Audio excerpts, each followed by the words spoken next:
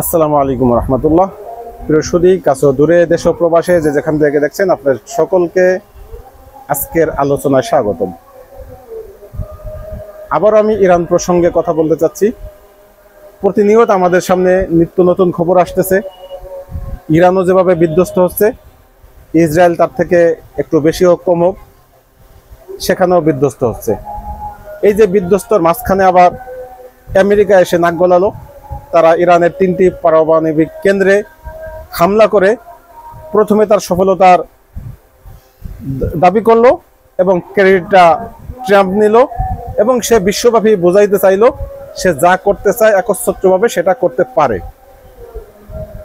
অন্যদিকে ইরান এখানে মাথার একটি গেম খেলে দিল, অর্থাৎ বুদ্ধির একটি খেলা খেলে মূলত আমেরিকাকে মার খেয়ে দিল। বিষয়টা কেমন? আমেরিকা যখন এখানে আক্রমণ করবে তার আগের থেকে ফ্লাশ করে নি। আগের দিন তারা বলেছে যে 15 দিনের ভিতরে তারা এটা একটা কিছু বিষয় ভাববে, তারপরে তারা সিদ্ধান্ত নেবে। এদিকে ইরানও তাদেরকে 15 দিনের একটি আলটিমেটাম দিয়েছিল, কিন্তু তারা পরের দিন দেখা গেল মার্কিন জঙ্গি বিমান সেখানে এসে উপস্থিত এবং উপরে থেকে বোমাগুলি নিক্ষেপ করতেছে, যেগুলি ভূগর্ভস্থে যা কিছু থাকে সেগুলি ধ্বংস করতে পারে।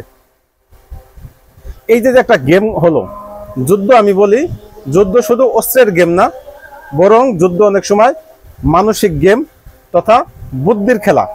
এই বুদ্ধির খেলায় আমেরিকা একেবারে নাকানি চুবানি খেয়ে গেছে। ইরান এখানে বিজয়ী হয়েছে, কারণ ইরানের গোয়েন্দা ডিপার্টমেন্টের কারণে তারা আগেই জানতে পেরেছিল যে আমেরিকা এখানে আক্রমণ করবে। সে কারণেই ইরান আগের থেকেই সেই পারমাণবিক কেন্দ্র থেকে সকল যে উপাদানগুলি পদার্থগুলি ছিল সব সেখান থেকে সরিয়ে ফেলেছে, যেগুলি আমরা পরবর্তীতে বিভিন্ন ছবির মাধ্যমে দেখেছি এবং ইরান সেটা দাবিও করেছে এবং সেই দাবির সত্যতাও আমরা পেয়েছি। যে আরব উপকূলে আমরা দেখেছি, সেখানে তথ্যগুলি আমরা জানতে পেরেছি যে রাসায়নিক যে প্রতিক্রিয়া সেগুলি সেখানে পরিলক্ষিত হয়নি, বাতাসের ভিতরে রাসায়নিক কোনো ক্রিয়া সেখানে দেখা যায়নি। তার মানে পারমাণবিক কোনো পদার্থের কোনো ধ্বংস সেখানে করেনি বা হয়নি। তাহলে এই যে তারা বিলিয়ন বিলিয়ন ডলারের বোমা সেখানে নিক্ষেপ করলো, তাদের শ্রম নষ্ট হলো, তাদের তেল খরচ হলো, এটাই আসলে ইরানের বিজয়। যে তাদের বিশাল একটি অঙ্কের এখানে অস্ত্র এখানে নষ্ট হলো, বিনিময়ে এখান থেকে তারা কোনো ফায়দা হাসিল করতে পারলো না। তাদের যে উদ্দেশ্য ছিল যে ইরানের পারমাণবিক যেই কেন্দ্রগুলি আছে এবং তার ভিতরে যেই কেমিক্যাল আছে সব একেবারে ধ্বংস করে দিবে, কিন্তু আদতে তারা এর কিছুই করতে পারেনি। তারা এখানে ব্যর্থ হয়েছে, বিফল হয়েছে এবং এখানে ইরান সফলতার সাথে বুদ্ধিমত্তার সাথে তারা এই হামলাটাকে ট্যাকেল দিয়েছে। এজন্য ইরানকে আমরা স্যালুট জানাই। আর একটা বিষয় দেখবেন যে আমেরিকা আক্রমণ করার পরে ইরান কিন্তু তাদের আক্রমণের ধার কমায়নি, বরং বাড়িয়েছে এবং বেশ ভালো করেই। আজকের নিউজ দেখলাম যে দক্ষিণ ইসরায়েলে সেখানে বিদ্যুৎ কেন্দ্রের উপরে আক্রমণ হয়েছে, যে কারণে বিদ্যুৎ বিচ্ছিন্ন এবং বেশ কিছু এরিয়া সেখানে অন্ধকারাচ্ছন্ন হয়ে রয়েছে। এছাড়া আমরা একটা জায়গায় দেখেছি যে বাহরাইনে যে আমেরিকার নৌবহর ছিল সেখানেও ইসরায়েল হামলা করেছে। এটা ইরান সেখানে হামলা করেছে। ইরানের বেশ কয়েকটি গণমাধ্যম বিষয়টা উল্লেখ করেছে এবং সেখানে পঞ্চম যে নৌবহর, সেই নৌবহরের যে রণতরীটি একেবারে গুটিয়ে দিয়েছে, একবারে গুড়িয়ে গিয়েছে। এটাও ইরানের আরেকটি সফলতা।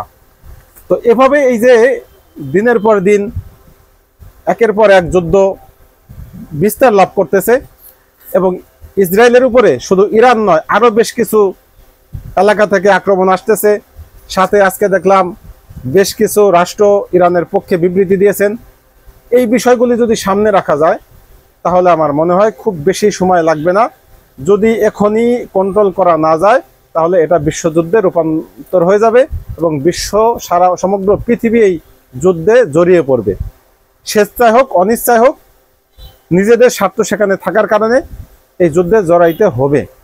ফ্রান্স আজকে করেছে, বিবৃতি দিয়েছে ইরানের পক্ষে, এই যুদ্ধের বিপক্ষে।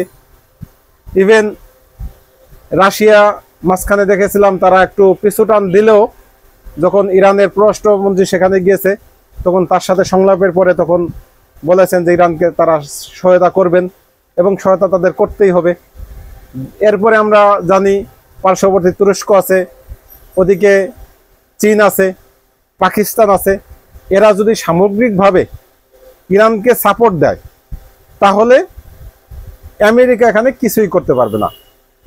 তবে আমি ইরানকে যে প্রস্তাব রাখবো, বা হয়তো আমার প্রস্তাব শুনবে না বা তাদের কাছে যাবে না, তারপর একজন মুমিন হিসেবে আমার আকাঙ্ক্ষা হচ্ছে ইরানের এখন সবচেয়ে বড় কাজ হওয়া দরকার, তাদের ফুল কনসেন্ট্রেশনটা ইসরায়েলের উপর রাখা উচিত।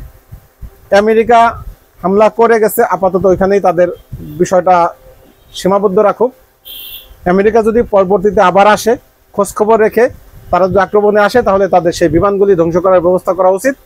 এছাড়া অগ্রগামী হয়ে আমেরিকার কোনো স্থাপনায় আপাতত হামলা না করে বরং টোটাল কনসেন্ট্রেশনটা যদি ইসরায়েলের উপরে দেয় এবং পুরা ইসরায়েলকে একেবারে ধূলিসাৎ করে দিতে পারে, একদম বিলুপ্ত করে ফেলতে পারে, ইসরায়েলের কোনো ভূখণ্ডে কোনো কিছু অস্তিত্ব অবশিষ্ট না রাখে, এমন যদি করা যায় তাহলে ইসরায়েল যেমন শেষ হবে, আমেরিকাও এখানে শেষ হয়ে যাবে। কারণ ইসরায়েলের যুদ্ধ মূলত আমেরিকারই যুদ্ধ। ইসরায়েল দেখেন কত বড় শয়তানেরা, মানে মানুষের এক একজনের জন্য তাদের এক এক আইন। ইরানের জন্য তাদের আইন হচ্ছে এরা পারমাণবিক অস্ত্র কেন তৈরি করবে, কেন গবেষণা করবে, কেন তাদের কাছে পারমাণবিক অস্ত্র থাকবে। অথচ ইরান বারবার বলতেছে আমরা কোনো পারমাণবিক অস্ত্র নিয়ে গবেষণা করছি না, পারমাণবিক কোনো অস্ত্র তৈরি করার ইচ্ছা আমাদের নেই। এবং তারা আন্তর্জাতিকভাবে চুক্তিবদ্ধ হয়েছে পারমাণবিক অস্ত্র নিয়ে যে তারা কোনো দেশের প্রতি পারমাণবিক অস্ত্র ব্যবহার করবে না বা ক্ষতি সাধন করবে না। অপরদিকে ইসরায়েল কিন্তু না তারা চুক্তি করেছে, না আন্তর্জাতিক পরিমহলের কাউকে তাদের পারমাণবিক কর্মসূচি পরিদর্শনের সুযোগ দিয়েছে। অথচ আমরা যতটুকু তথ্য জানি প্রায় 400 বোমা, পারমাণবিক বোমা তাদের কবজায় রয়েছে। তাহলে তাদের কাছে যে পারমাণবিক বোমা সেগুলি কি বিশ্বের জন্য ঝুঁকিপূর্ণ নয়?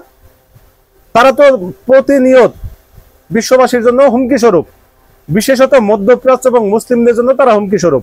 তারা প্রতিনিয়ত যুদ্ধাপরাধের অপরাধ করে যাচ্ছে, প্রতিনিয়ত তারা শিশু হত্যা, নারী হত্যা এবং সশস্ত্র বাহিনী নয় সাধারণ জনগণ হত্যা সহ হসপিটালে আক্রমণ, বাসাবাড়িতে আক্রমণ সহ অসংখ্য অপরাধ করে যাচ্ছে। এরপরেও তাদের কাছে যদি পারমাণবিক অস্ত্র নিরাপদ হয় তাহলে কোন যুক্তিতে ইরানের উপরে পারমাণবিক সম্ভাবনা আছে এই সম্ভাবনার উপরে আক্রমণ করে আমেরিকা? এটাই হচ্ছে আমেরিকার মনচাহি জিন্দেগি, এটাই হচ্ছে তাদের খবরদারি, এটাই হচ্ছে তাদের মোরলিপনা। আমরা এই মোরলিপনার সময় দেখি জাতিসংঘ একেবারে নিস্তব্ধ থাকে, নিশ্চুপ থাকে, তাদের কোনো ভূমিকা দেখি না। অথচ জাতিসংঘের এখন উচিত, যেটা ফ্রান্সও দাবি করেছে, যে ইসরায়েলের উপরে নিষেধাজ্ঞা দেওয়া। কারণ ইসরায়েল যেহেতু তারা কোনো রকম ছাড়া, উস্কানি ছাড়া ইরানের উপর আক্রমণ করেছে, তাদের কাছেও পারমাণবিক অস্ত্র থাকা সত্ত্বেও তারা অন্য দেশের পারমাণবিক অস্ত্রের উপরে তারা করতে পারে না, প্রশ্ন উত্থাপন করতে পারে না। সেই ইসরায়েলের উপরে এই মুহূর্তেই এখনই নিষেধাজ্ঞা দেওয়াটা জাতিসংঘের সবচেয়ে বড় কাজ। যদি এটা না করে তাহলে বুঝবো জাতিসংঘ তাদেরই দালাল, জাস্ট মাঝে মাঝে দু একটি কথা বলে সান্ত্বনা স্বরূপ। এর আগে আমরা দেখেছি ইসরায়েলের উপরে তাদের ধিক্কার জানিয়েছে। কি কারণে? মূলত সেখানে পাকিস্তান সহ 4টি রাষ্ট্র সেখানে খুব জবরদস্তিমূলক সেই বিলটা উত্থাপন করেছে এবং তারা আলোচনা করেছে, ভেটো দিয়েছে, যে কারণে বাধ্য হয়ে মহাসচিব তিনি ইসরায়েলের উপরে একটি ধিক্কার সূচক একটি বক্তব্য দিয়েছেন। এই ধিক্কার সূচক বক্তব্য দেওয়া বা একটু তাদেরকে নেতিবাচক কোনো শব্দ চয়নে তাদেরকে করা, এতটুকু সীমাবদ্ধ থাকলে আমার মনে হয় না কোনো লাভ হবে। এখন যদি এই মুহূর্তে যুদ্ধ বন্ধ করতে হয় তাহলে বিশ্ববাসীকে এগিয়ে আসতে হবে। আমেরিকা এখানে কিছুই করবে না। আমেরিকা চাবে ইরান ধ্বংস হোক, তাদের ক্ষমতা চিরস্থায়ী হোক। আর এই ক্ষমতার চিরস্থায়িত্বের ইচ্ছায় মানুষে তাদের মস্তিষ্ক অন্ধ হয়ে গেছে, তাদের মস্তিষ্ক এখন কাজ করছে না। এখানে যে সারা বিশ্ব জড়িয়ে পড়ার আশঙ্কা রয়েছে এটা তাদের মাথায় এখন ধরছে না।